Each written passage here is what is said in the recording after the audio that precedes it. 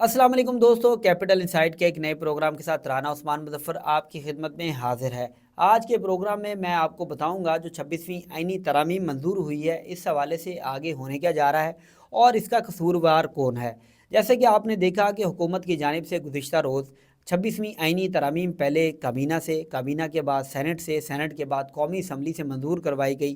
किन लोगों ने साथ दिया ये भी आपके सामने है। तहरीक इंसाफ के तकरीबन 5 लोग जो थे वो फ्लोर क्रॉसिंग में मुलविस रहे और वो ऐवान में पहुँचे कौमी असम्बली में, और उन्होंने हुकूमती एजेंडे और हुकूमती बिल जो था 26वीं आईनी तरमीम, उसमें हुकूमत का साथ दिया। तहरीक इंसाफ के कुछ रहनुमा भी जो पार्लियामेंट हाउस और कौमी असम्बली में मौजूद थे, उनकी जानिब से मुखालफत की गई। सेनेट में हमने देखा कि अली ज़फ़र और ओन अब्बास पप्पी साहब जो थे वो सेनेट में मौजूद थे, उन्होंने भी मुखालफत की इस 26वीं आईनी तरमीम की। लेकिन 65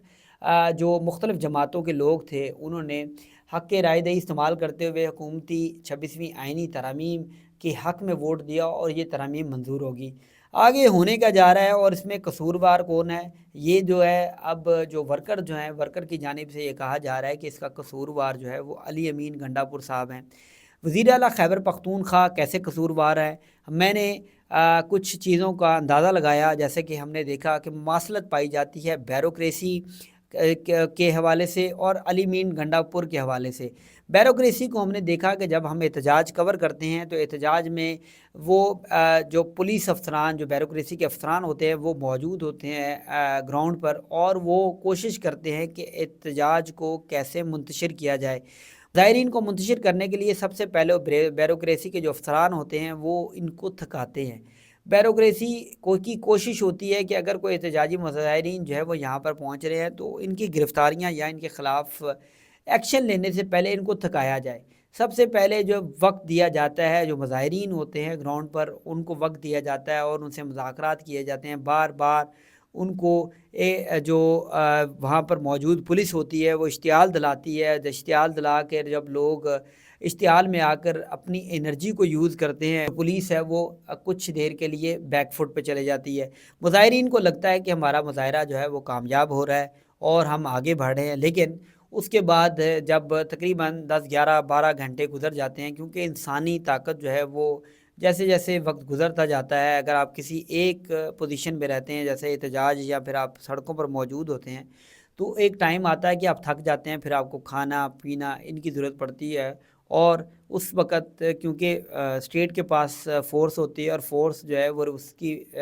रिप्लेस होती रहती है। अगर 5,000 एहलकार मौजूद हैं तो 5,000 बैकफुट पर होते हैं, वो रेस्ट में होते हैं, और उसके बाद 5,000 जाते हैं तो उनकी रिप्लेस में ताज़ा दम दस्ते आ जाते हैं। लेकिन मुज़ाहिरीन के पास ये ऑप्शन नहीं होता। मुज़ाहिरीन के पास वो जो लोग मौजूद होते हैं उन्हीं को ही जो है एहतजाज करना पड़ता है, तमाम तर मुश्किलात उन्हीं को उठानी पड़ती हैं। तो जब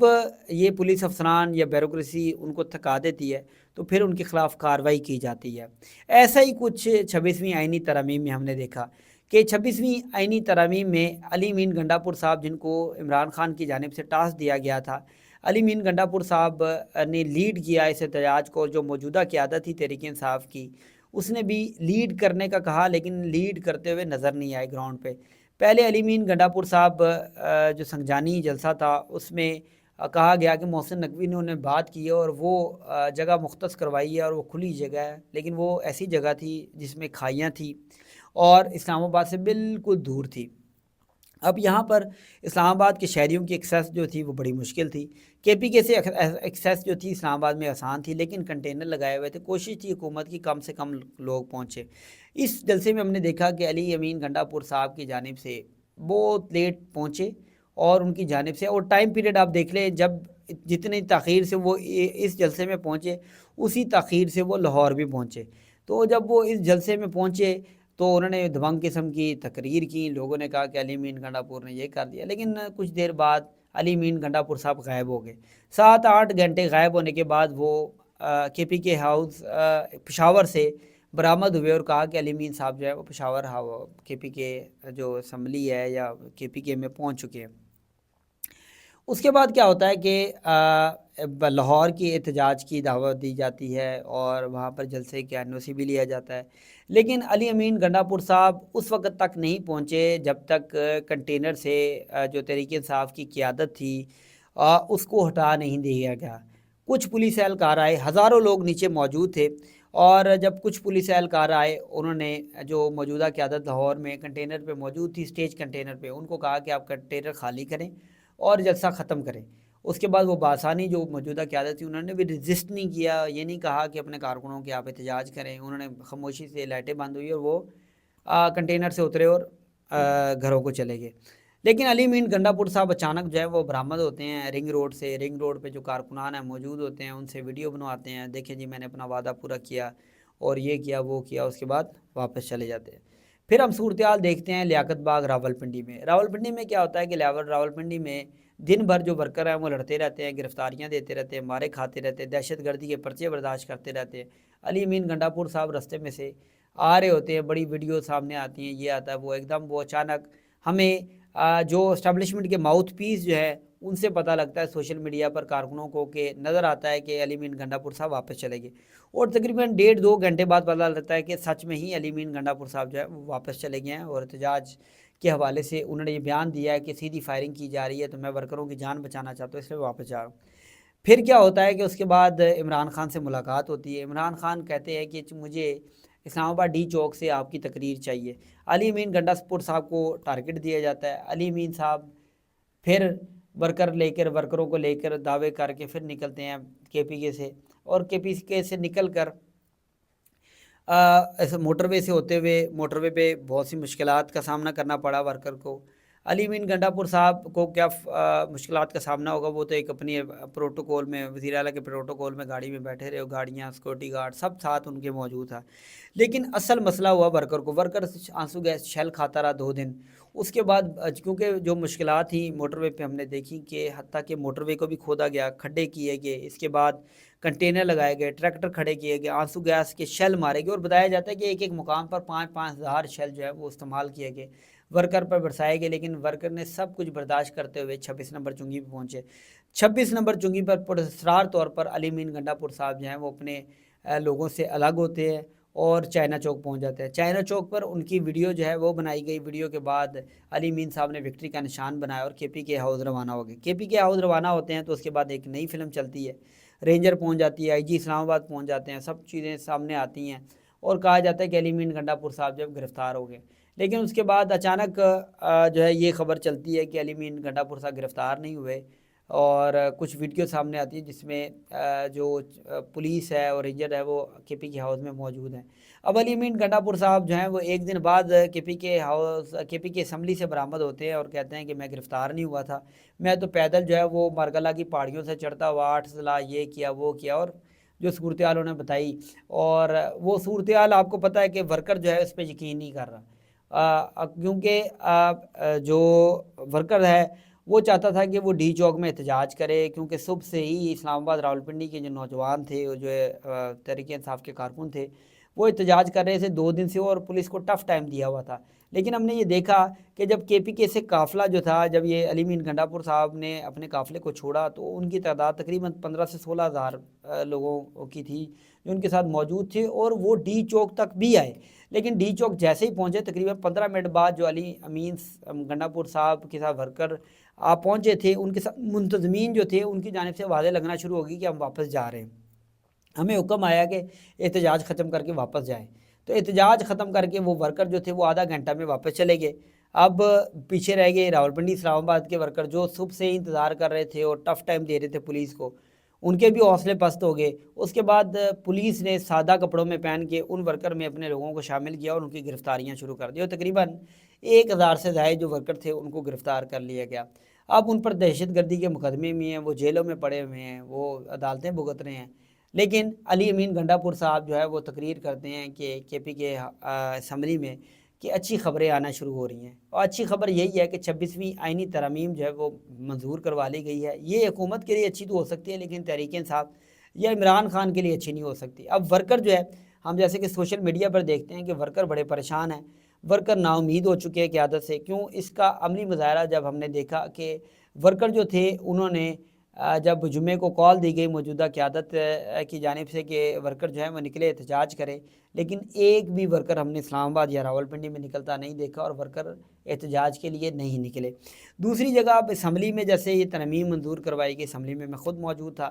اسمبلی میں ہم نے دیکھا کہ کچھ جو پارلیمنٹ میں تحریک انصاف کے لوگ تھے انہوں نے فلور کراسنگ میں حصہ لیا اور حکومتی حق میں ووٹ دیا۔ سینٹ میں ہم نے دیکھا اون عباس جو تھے ان کی جانب سے احتجاج کیا گیا۔ علی ظفر صاحب جو تھے ان پر ایمل ولی جو کہ ANP کے سربراہ ہیں ان کی جانب سے سخت تنقید کی گئی۔ عمران خان کا حتیٰ کہ یہ بھی کہا گیا کہ جو فوجی تنصیبات پر حملہ ہوا ہے اس کے حوالے سے سخت کارروائی کی جائے، جس کا مطلب یہ تھا کہ فوجی عدالتوں میں ان کا کیس چلایا جائے، لیکن جمعیت علماء اسلام نے اس کی مخالفت کی تھی۔ علی ظفر صاحب پر انہوں نے تقریر کے حوالے سے بڑی تنقید کی۔ انہوں نے کہا کہ آپ تقریریں کرتے رہتے ہیں، ہر وقت تقریریں کرتے رہتے ہیں، لیکن اصل صورتحال کچھ مختلف ہوتی ہے تو ہمیں آپ کی تقریر نہیں سننی۔ لیکن علی ظفر صاحب پر بڑی تنقید کی، لیکن ہم نے یہ دیکھا کہ علی ظفر صاحب تنقید جب ہو رہی تھی تو بڑے غصے میں تھے، لیکن جب ایمن ولی کی تقریر ختم ہوئی تو علی ظفر صاحب کے پاس وہ ایمن ولی آیا اور گلے لگا کے معذرت کی، تو جس پر علی ظفر صاحب نے کہا کوئی مسئلہ نہیں، کچھ نہیں ہوتا۔ اور ہم نے علی ظفر صاحب کی جانب سے جو تقریر کی گئی سینٹ میں، ہمیں ایسا نہیں لگا کہ وہ اس ترمیم کی مخالفت کر رہے ہیں یا پھر اس کے حق کے حوالے سے بات کر رہے ہیں، کیونکہ ان کا لہجہ بڑا دھیما تھا۔ پورے اطمینان طور پر انہوں نے تقریر کی اور یہ کہا کہ یہ ترمیم جو ہے وہ مشکلات پیدا کر سکتی ہے، جیسے کہ عام طور پر باتیں کی جاتی ہیں۔ دوسری طرف پارلیمنٹ ہاؤس میں دیکھا کہ پارلیمنٹ ہاؤس میں جو تقریریں کی گئی عمر ایوب کی جانب سے اور بیرسٹر گور کی جانب سے وہ قابل تحسین ہے، لیکن جو گراؤنڈ پہ ریالٹی ہے، گراؤنڈ ریالٹی یہ ہے کہ انہوں نے اس ترمیم کو روکنے کے لیے وہ اقدام نہیں اٹھائے جو اٹھانے چاہیے تھے، کیونکہ عمران خان کی جو ہدایت تھی۔ اب عمران خان جو ہیں وہ جیل میں ہیں، عمران خان کے ساتھ کیا ہونے جا رہا ہے؟ عمران خان کی جو سختیاں ہیں وہ تب ہی بڑھ گئی تھیں جب علی مین گنڈا پور صاحب احتجاج کے لیے پہنچے تھے اور انہوں نے کہا کہ اچھی خبریں آئیں گی، تو وہ اچھی خبر یہ تھی کہ علی مین گنڈا پور کی وجہ سے عمران خان کی جو سختیاں تھیں وہ بڑھا دی گئی۔ 5 دن ان کی جو ان کا سیل ہے اس کی لائٹ بند کر دی گئی، پانی ان کو محدود دیا گیا واش روم یا نہانے کے لیے، اس کے ساتھ ساتھ